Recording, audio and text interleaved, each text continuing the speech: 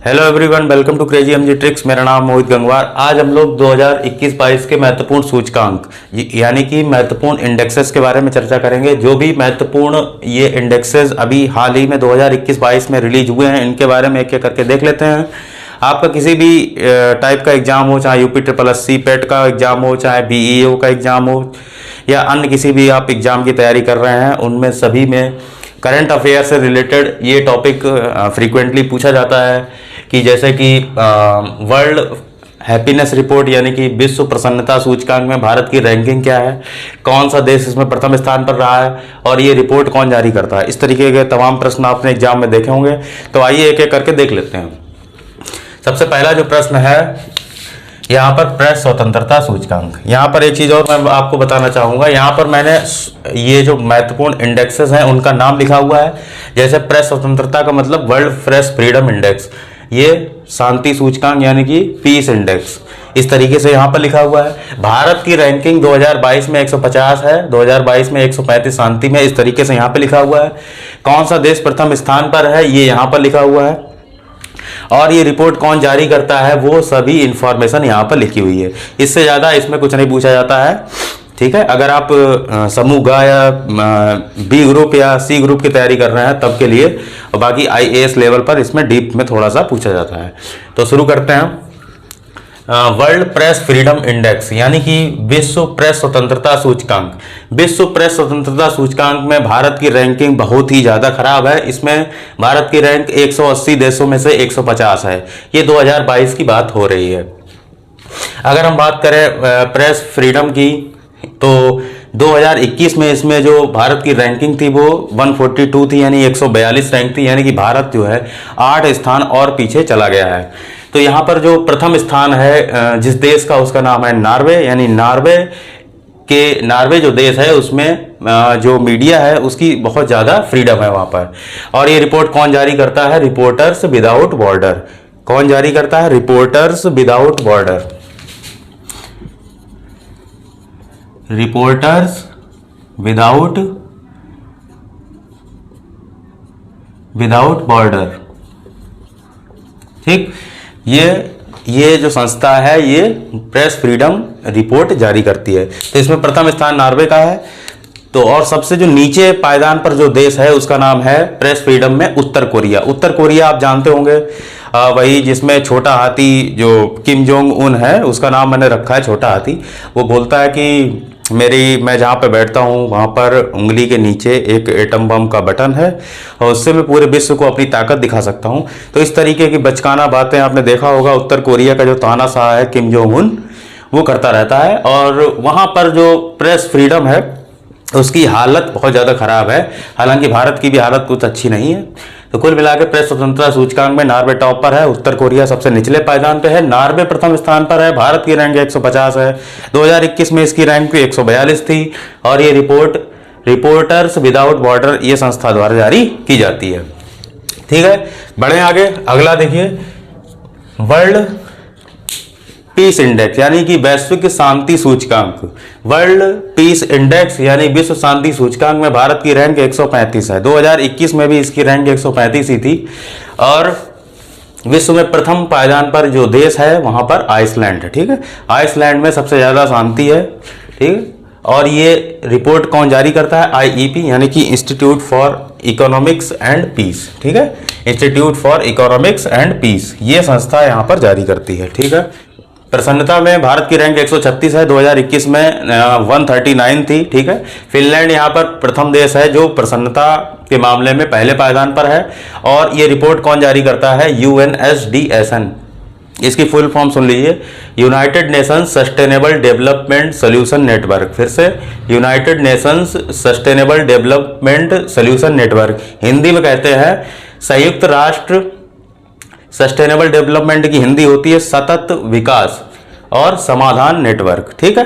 संयुक्त राष्ट्र सतत विकास समाधान नेटवर्क ये हिंदी में है। और इंग्लिश में इसकी फुल फॉर्म होती है United Nations sustainable development solution network, ये इंग्लिश में इसकी फुल फॉर्म होती है, ओके, ठीक है। तो प्रसन्नता में 136 है। अगला जो हमारा महत्वपूर्ण इंडेक्स है वो है पर्यावरण प्रदर्शन सूचकांक, इसको बोलेंगे इन्वायरमेंटल परफॉर्मेंस इंडेक्स। इसमें जो भारत की रैंकिंग है वो 180 देशों में 180 ही है, यानी कि भारत को सबसे निचले पायदान पर रखा गया है। प्रथम स्थान पर इसमें डेनमार्क देश है। और ये रिपोर्ट कौन जारी करता है? ये है YCELPCU, यानी कि Yale centre for environmental law and policy and Columbia university. ये इतना महत्वपूर्ण नहीं है, ये इसको आप छोड़ सकते हैं। Yale centre for environmental law policy and Columbia university, ये दोनों संस्थाएं मिला के ये रिपोर्ट जारी करती हैं पर्यावरण प्रदर्शन सूचकांक। आगे बौद्धिक संपदा सूचकांक। बौद्धिक संपदा सूचकांक, इसको इंग्लिश में बोलेंगे intellectual property index. Intellectual property index में भारत की जो रैंक है वो 43 है और इसमें प्रथम पायदान पे अमेरिका देश है। ओके, इंटेलेक्चुअल प्रॉपर्टी सबसे ज़्यादा कहाँ पे है? अमेरिका में है। ये रिपोर्ट भी अमेरिका द्वारा ही जारी की जाती है, तो अमेरिका को खुद को जो है अपने आप को टॉप पर रखा है। ये देखिए कौन रिपोर्ट जारी करता है? US chambers of commerce. US chambers of commerce ये रिपोर्ट जारी करती है और अमेरिका ही इसमें पहले स्थान पर है, 43 रैंक पे है। अगला है वर्ल्ड डेमोक्रेसी इंडेक्स, यानी कि वैश्विक लोकतंत्र सूचकांक। वैश्विक लोकतंत्र सूचकांक में भारत की जो रैंक है वो है 46। कितनी है? 46। और 2021 की बात हो रही है, अभी 2022 वाला नहीं आया। इसमें जो प्रथम स्थान पर है लोकतंत्र में वो नॉर्वे है। और ये कौन रिपोर्ट जारी कौन करता है? EIU, यानी कि economics intelligence unit, economist intelligence unit, ये रिपोर्ट जारी करती है लोकतंत्र सूचकांक की। आगे बढ़े, अगला है वायु गुणवत्ता सूचकांक। वायु गुणवत्ता सूचकांक बोले तो एयर क्वालिटी इंडेक्स।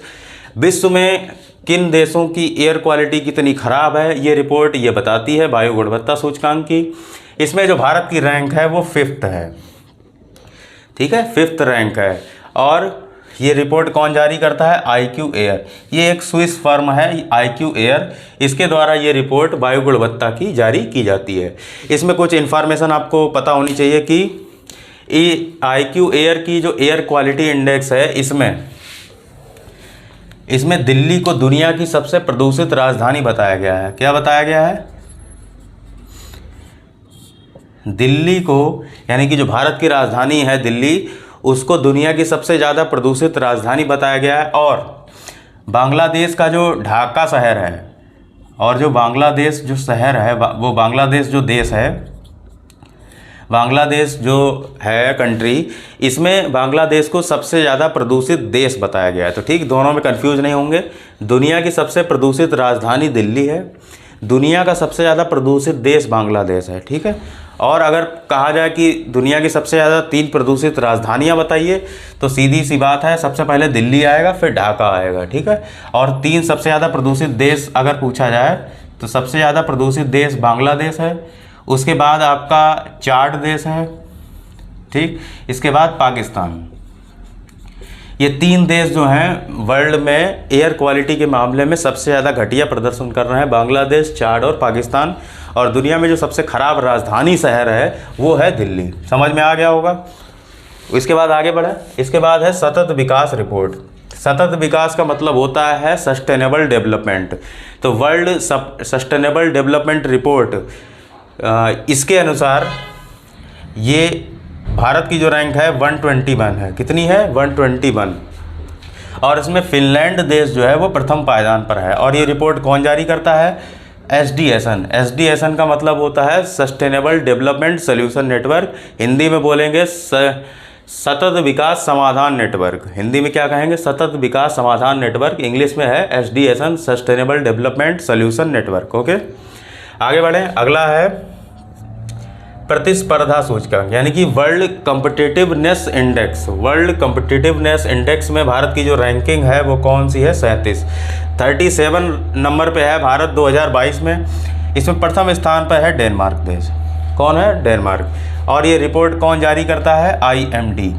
IMD का मतलब होता है institute for management and development, यानी कि प्रबंधन विकास संस्थान, इसको हिंदी में कहेंगे प्रबंधन विकास संस्थान, institute for management and development. आगे बढ़ते हैं। अगला है भ्रष्टाचार बोध सूचकांक। भ्रष्टाचार बोध सूचकांक, इसको अंग्रेजी में कहेंगे corruption perception index. Corruption perception index 2021 में जो भारत की रैंक है वो है 85। क्या है? 85। और जो विश्व में प्रथम पायदान पर कौन सा देश है? डेनमार्क। ठीक है। और ये रिपोर्ट जो है भ्रष्टाचार बोध की कौन जारी करता है?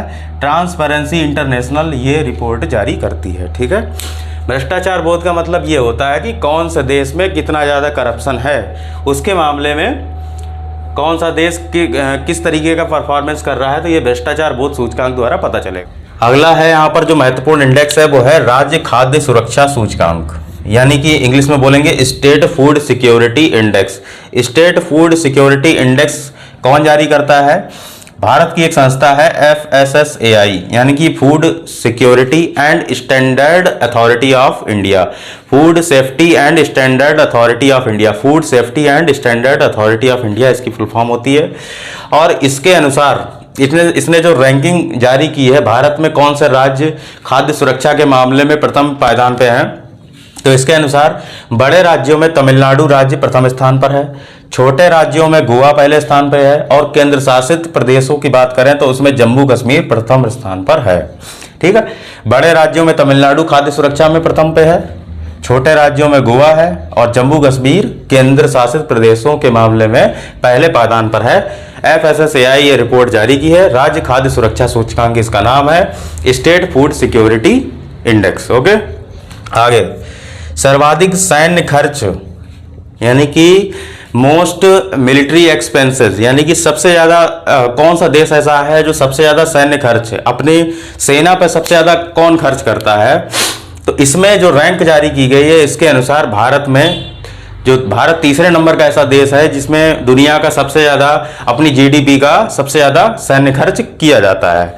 इसके मामले में US पहले स्थान पर है, अमेरिका पहले स्थान पर है, चाइना दूसरे स्थान पर है, और भारत तीसरे नंबर पे है। ठीक, आपने देखा होगा कि भारत बहुत सारे जो इक्विपमेंट्स हैं, जो बहुत सारे औजार हैं, बहुत सारे विमान वाहक हैं, बहुत सारे जो राफेल वगैरह हैं जो मंगाता है बाहर से, इंपोर्ट करता है, इसलिए भारत को तीसरी रैंकिंग दी गई है। और ये रिपोर्ट कौन जारी करता है? सिप्री जारी करती है। सिप्री का मतलब होता है Stockholm international peace research institute. ठीक है, Stockholm international peace research institute ये रिपोर्ट जारी करती है। कौन? सिप्री रिपोर्ट जारी करती है। कौन सी? सर्वाधिक सैन्य खर्च वाली रिपोर्ट। ठीक है। अगला जो महत्वपूर्ण इंडेक्स है वो है ईज ऑफ डूइंग बिजनेस, इसको हिंदी में बोलेंगे व्यापार सुगमता सूचकांक, और इसके अनुसार भारत में आंध्र प्रदेश पहले स्थान पर है व्यापार सुगमता, यानी कि वहां पर बिजनेस आप इजीली स्टेब्लिश कर सकते हैं आंध्र प्रदेश में। उसके बाद दूसरा नंबर पे गुजरात है और तीसरे नंबर पे तेलंगाना है। आंध्र प्रदेश, गुजरात, तेलंगाना किसमें है? ईज ऑफ डूइंग बिजनेस में आंध्र प्रदेश टॉप पे है। रिपोर्ट कौन जारी करता है? DPIIT। DPIIT का मतलब होता है department for promotion of industry and internal trade, यानी कि जो संस्था इंडस्ट्री यानी कि उद्योग और इंटरनल ट्रेड यानी कि आंतरिक व्यापार को प्रमोट करती है, वो विभाग ये रिपोर्ट जारी करता है ईज ऑफ डूइंग बिजनेस। ठीक है, department for promotion of industry and internal trade. Okay, आगे बढ़ते हैं इस तरीके से। अगला जो महत्वपूर्ण इंडेक्स है वो है gender gap index. Gender gap index Hindi में बोलेंगे इसको लैंगिक अंतराल सूचकांक, और इसके अनुसार भारत की जो रैंक है वो है 135। भारत 135वें नंबर पे है। अब देखिए, शांति यानी कि जो पीस इंडेक्स है और लैंगिक अंतराल, इन दोनों में भारत की रैंक सेम है 2022 में, 135 इसमें है, 135 इसमें है। और इसमें जो प्रथम स्थान पर है वो कौन सा देश है? आइसलैंड, यानी आइसलैंड में जो लैंगिक अंतराल है सबसे अच्छा है। और ये रिपोर्ट कौन जारी करता है? World economic forum. कौन जारी करता है? World economic forum. Okay, gender gap. अगला है भारत का नवाचार सूचकांक, ये 2021 का है।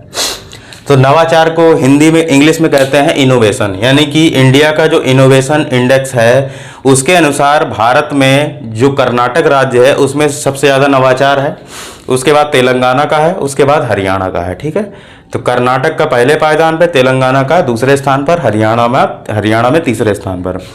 और ये रिपोर्ट कौन जारी करता है? NITI Aayog.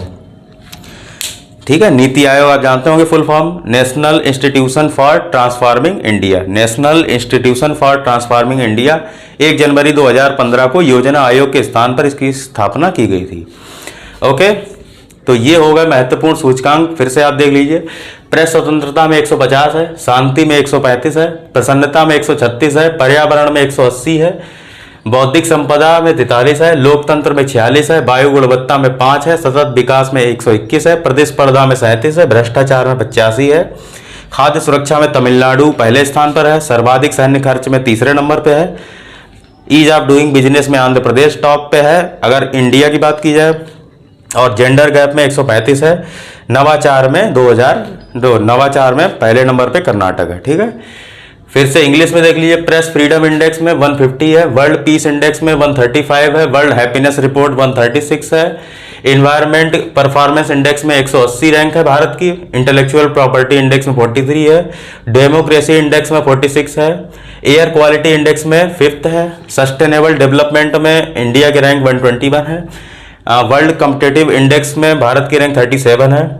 Corruption perception index में भारत की रैंक 85 है, फूड सिक्योरिटी इंडेक्स स्टेट का उसमें तमिलनाडु टॉप पे है, मोस्ट मिलिट्री एक्सपेंस में भारत तीसरे पायदान पे है, ईज ऑफ डूइंग बिजनेस में आंध्र प्रदेश टॉप पे है, जेंडर गैप में 135 रैंक है, और इनोवेशन इंडेक्स में भारत की में कर्नाटक राज्य पहले स्थान पर है। इसमें 2 पॉइंट मैं आपको और बताना चाहूँगा कि जैसे कि ये ईज ऑफ डूइंग बिजनेस, अगर ये वाला जो रिपोर्ट है ईज ऑफ डूइंग बिजनेस, अगर वर्ल्ड लेवल पे पूछा जाता, ease of doing business world level पर देखा जाता, तो ये ईज ऑफ डूइंग बिजनेस जो रिपोर्ट है या ये जो सूचकांक है, इंडेक्स है, ये वर्ल्ड बैंक जारी करता था पहले। ठीक है, लेकिन अभी ये वर्ल्ड बैंक ने ease of doing business report जारी करना बंद कर दिया है। उसमें भारत ने बहुत अच्छा परफॉर्मेंस दिया था। 2014 में भारत की रैंक 140 थी, जो अभी वर्तमान में 2022 में 63 पायदान पे पहुंच गया है, हालांकि ये रिपोर्ट बंद हो गई है। तो ease of doing business report में भारत की जो रैंक है वर्ल्ड लेवल पे, जो विश्व बैंक जारी करता है, वर्ल्ड बैंक जारी करता है, उसमें ईज ऑफ डूइंग बिजनेस में भारत की रैंक 63 है। ठीक है, पहली बात तो ये, अगर वर्ल्ड लेवल पे कौन जारी करता है ये पूछा जाए तो वर्ल्ड बैंक जारी करता है। और इसमें एक चीज और, जैसे कि ये प्रतिस्पर्धा सूचकांक है, ये कॉम्पिटिटिव इंडेक्स, ये भी 2 संस्थाएं जारी करती हैं। ठीक है, सबसे पहले यहाँ पर IMD लिखा हुआ है, इसके अलावा भी एक संस्था जारी करती है वर्ल्ड इकोनॉमिक फोरम। ठीक, वर्ल्ड इकोनॉमिक फोरम भी वर्ल्ड कॉम्पिटिटिव इंडेक्स रिपोर्ट जारी करता है, तो कोई ऐसा जरूरी नहीं है कि एक ही संस्था रिपोर्ट जारी करे। यहाँ पर IMD जारी किया है ये कॉम्पिटिटिव रिपोर्ट, और WEF की रिपोर्ट जो है अलग आती है। ठीक है, तो ये ध्यान रख लेंगे, ये रिपोर्ट जो है IMD की है। तो इस तरीके से ये हो गया आपका कंप्लीट। मिलते हैं नेक्स्ट वीडियो में, तब तक के लिए जय हिंद जय भारत।